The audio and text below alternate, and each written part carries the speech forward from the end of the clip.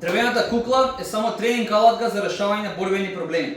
Во овој видео ќе дојдете малце подетално за анатомијата на куклата, исто така малце за историјата. Најпрво за историјата, зошто и како почнала се користи оваа кукла. Најпрво се користи како замена за тренинг партнер, исто и како денес.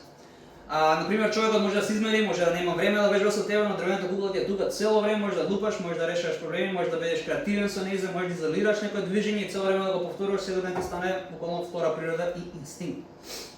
Сега за анатомијата, што се овие дрвени израстоци. Ова може да биде десна, лева рака, заменливи се, ова може да биде долен удар, може да биде колена, може да биде директен, може да биде грабање.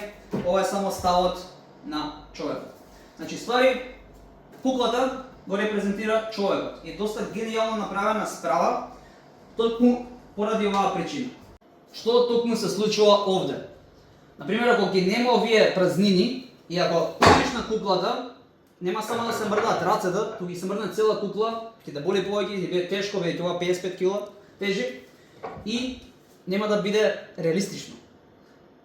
Ова всушност значи зглобот на човекот, дали е рамо, лак, зглоб. Може да мрда во 6 правци. Горе десно, горе лево, десно доле, напред, назад. Че може да биде грабање, туркање. Доли без раце, може да биде со подлатница и да туркаш.